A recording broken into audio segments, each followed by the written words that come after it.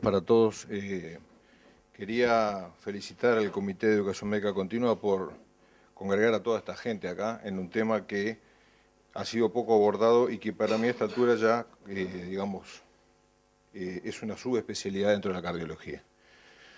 Del manejo del posoperatorio de cirugía cardíaca en cuanto a las complicaciones, vamos a manejar las dos más frecuentes dado que las complicaciones son múltiples y dentro de las cardiovasculares más frecuentes tenemos dos que son la fibrilación auricular del posoperatorio y el infarto agudo de miocardio peroperatorio. Para empezar con la fibrilación auricular, tenemos tres problemas principales que son la alta prevalencia, las controversias del tratamiento o abordaje terapéutico y las complicaciones que genera la fibrilación auricular. Sabemos que en la fibrilación auricular hay un componente importante de iatrogenia y de proarritmia, que es la propia cirugía cardíaca, que hace que se constituya en una anoxia aguda y por lo tanto la cirugía cardíaca es factor de riesgo para el desarrollo de fibrilación auricular, a tal punto que un 30% de los pacientes en el posoperatorio aproximadamente tienen fibrilación auricular posoperatoria. Y esto está vinculado a los factores de riesgo para el desarrollo de esa fibrilación auricular, que son los que ya por todos conocidos. Hay factores preoperatorios que son los mismos de siempre. Los intraoperatorios son el uso de inotrópicos, la cirugía valvular, cuando hay canulación bicava, venting o cuando los tiempos de cirugía y de bomba son prolongados, y el uso posoperatorio de inotrópicos.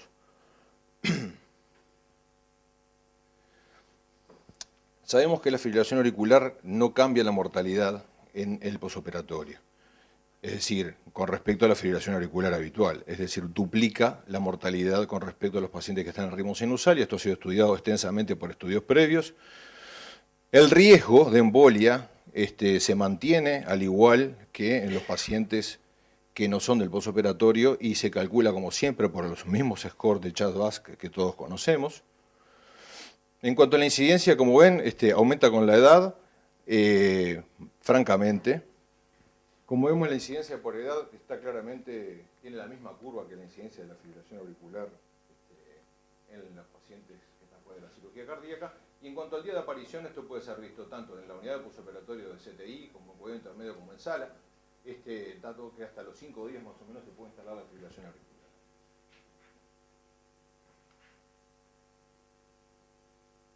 Y además, se da en pacientes tanto coronarios versus no coronarios. La cirugía valvular sabemos que es un factor de riesgo adicional, pero en los pacientes coronarios y no coronarios tienen una alta prevalencia ambos. Y el uso de algunas medidas profilácticas para la disminución de la incidencia de FA posoperatoria no ha mostrado ningún beneficio, sobre todo lo que tiene que ver con la estimulación atrial. Y en cuanto a las drogas antiarrítmicas, todavía están en discusión y las guías no aportan demasiada evidencia al respecto. En cuanto a la estadía por la fibrilación auricular, como vemos en los pacientes, alarga significativamente la estadía y por lo tanto la posibilidad de complicaciones. Y todas las complicaciones mayores de la cirugía, del posoperatorio de cirugía, como el infarto agudo de miocardio, la insuficiencia renal aguda, el ictus o la mortalidad, aumentan en presencia de fibrilación auricular. Y no puedo dejar de mencionar, desde el punto de vista electrofisiológico y quirúrgico, que existen nuevas técnicas de profilaxis y de tratamiento de fibrilación auricular que se hacen en el intraoperatorio, que es la ablación intraoperatoria, que no es motivo de desarrollar en esta charla, pero es una arma terapéutica más con la que contamos para el tratamiento.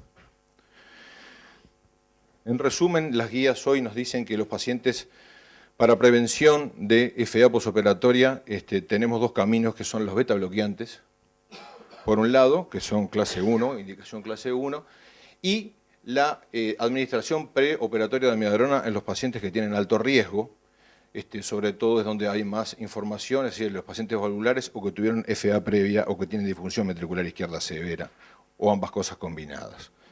La controversia que existe en el uso de drogas en el posoperatorio de cirugía cardíaca todavía persiste, y estas son guías en las cuales el uso de amiodarona está bastante traído de los pelos. Lo que sí sabemos es que luego del alta los pacientes revierten espontáneamente a ritmo sinusal en el correr del primer mes, confirmando que la anoxia aguda de la cirugía es el factor desencadenante mayor. Existen algunas otras medidas para prevención, como es el uso de colchicina, que ha demostrado algún efecto beneficioso, pero que todavía no está estandarizado su uso. El resto de los pacientes, estos pacientes deben ser anticoagulados porque mantienen el riesgo de embolia, pero tienen la particularidad de que cuando la fibrilación auricular se desarrolló en el posoperatorio y no la tenía previamente y no era una F aceptada, el paciente tiene que tener reversión a ritmo sinusal antes del mes del posoperatorio. ¿Ah?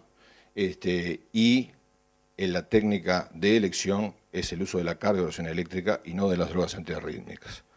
¿Ah? La tasa de embolia no cambia si la reversión es espontánea, con drogas o con choque. Y la anticoagulación debe ser mantenida por lo menos un mes en rangos de INR normales post-cardioversión.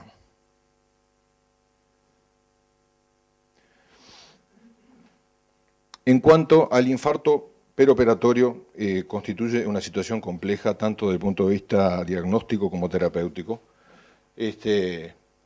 Y como todos sabemos, los factores de riesgo, tenemos factores de riesgo propios de la cirugía, una prevalencia que oscila entre un 5 y un 15%, o sea que es una alta prevalencia, y tiene además un impacto sobre el pronóstico, que es un impacto mayor en cuanto a la mortalidad. En el posoperatorio de cirugía cardíaca se ha detectado elementos que orientan isquemia peroperatoria en un 30% de los casos que se dan en su mayoría dentro de las primeras 6 horas. Los pacientes con infarto tienen peor evolución porque tienen una mayor mortalidad intrahospitalaria, tienen más complicaciones peroperatorias y tienen una caída brusca o importante en la sobrevida si la FEBI está deteriorada. Es decir, infarto con disfunción ventricular, evidentemente la mortalidad va a aumentar, como aumenta en toda la cardiología. ¿No? Y de las isquemias peroperatorias iniciales, 90% son silentes desde el punto de vista electrocardiográfico y 90% presentan infradesnivel del ST. Lo que nos deja alteraciones del ST en más, es decir, infartos con supradesnivel del ST solamente en un 10% de los casos.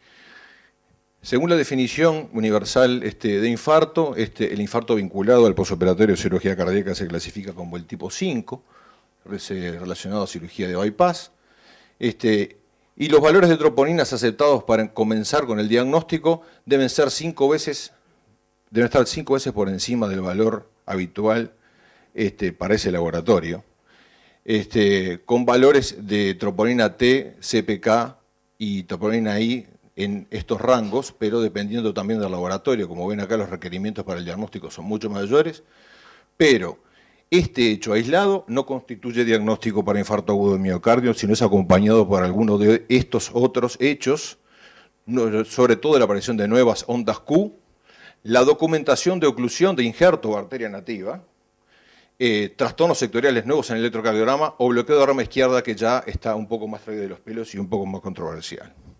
Porque esto puede ser producto de otras cosas que no sean la isquemia, como por ejemplo la mala protección, sobre todo en los pacientes hipertróficos, y que ya tienen algún trastorno de la conducción intraventricular. Tenemos valores de troponinas más altas en los pacientes que tienen sustitución valvular asociada a cirugía de revascularización o que tienen cirugía con circulación extracorpórea.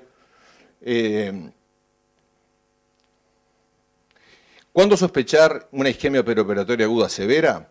Bueno, el primer arma que nosotros tenemos es el electrocardiograma. Si el electrocardiograma denota cambios isquémicos severos, eso es un hecho mayor. A veces esto se puede ver acompañado de episodios de taquicardia ventricular polimorfa, o FB, que son las arritmias provocadas por la isquemia, no la taquicardia ventricular monomorfa, o deterioro hemodinámico. Los mecanismos del infarto en el postoperatorio varían bastante, por eso está clasificado como tipo 5, con respecto a los otros entornos. Porque acá existen problemas en las suturas y la manipulación, de disección coronaria, de producción inadecuada, injuria de reperfusión, es decir, todo un montón de hechos, dentro de los cuales está la complicación de placa, pero es un hecho dentro de los que hay menores. La falla del injerto arterial venoso es la causa número 1, y esto está directamente vinculado con la anatomía coronaria y con el flujo de los puentes en el posoperatorio. Es decir, la anatomía coronaria es la limitante del logro de una buena revascularización. El manejo terapéutico del infarto supone las medidas habituales, pero en el posoperatorio tiene algunas particularidades. El uso de nitroglicerina, aspirina, betabloqueantes, según la situación hemodinámica del enfermo, pero básicamente en la unidad de posoperatorio es una unidad de monitoreo hemodinámico y las medidas tendientes al sostén hemodinámico, como son el manejo de todo lo que ya se refirió Álvaro, la pre, la poscarga y la contractilidad, más el uso de balón de contrapulso, son las medidas iniciales con la posibilidad de medidas nuevamente invasivas en el posoperatorio que suponen un peor pronóstico y complicaciones mayores, como son la necesidad de reconvención del bypass, que tiene una altísima mortalidad, o la angioplastia de arteria nativa o injerto.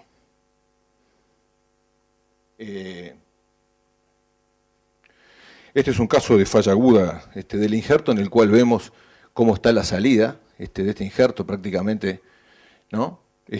Se hace tratamiento de vasoespasmo, se coloca balón de contrapulsación, y el paciente, en este caso se realizó una angioplastia de esta salida y ven que el flujo mejora francamente. En la falla aguda del injerto, la intervención inmediata es el tratamiento del vasoespasmo, la colocación de balón de contrapulso si el paciente lo requiere, y el uso de angiografía, que cada vez está más indicada, es una técnica subutilizada en el posoperatorio de cirugía cardíaca. Yo no voy a abundar mucho en esto porque son cosas de sostén hemodinámico, pero el balón de contrapulsación ha sufrido en los últimos tiempos un poco el vapuleo del estudio SHOCK, en el cual no ha demostrado digamos, un beneficio sobre la mortalidad, sin embargo todos lo seguimos usando. Tenemos 3 parámetros claros de una buena contrapulsación, que son la existencia de una diastólica final menor del latido baloneado que del no baloneado, una sistólica mayor del latido baloneado y una diastólica aumentada por encima de la sistólica. No voy a abundar más en esto. Sabemos que la asistencia del balón cumple 2 funciones. Una es la asistencia al ventrículo izquierdo, el desinflado. El ventrículo izquierdo disminuye la poscarga, disminuye el consumo de oxígeno y aumenta el gasto, y por otro lado el inflado aumenta el flujo coronario. De las causas más frecuentes, o la causa más frecuente de realización de coronariografía en el infarto peroperatorio, son las causas vinculadas a los injertos, que son la trombosis, la estenosis de la anastomosis, un injerto corto rotado o la existencia de espasmo, y esto está, como ya dijimos, limitado por la anatomía de la cineangiocoronariografía.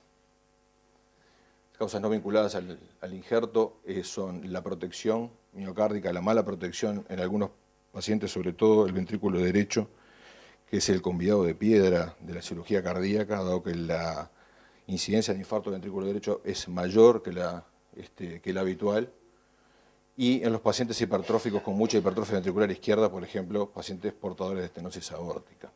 La revascularización incompleta y la embolización son otras causas no vinculadas al injerto que son menos frecuentes. Nada más, muchas gracias.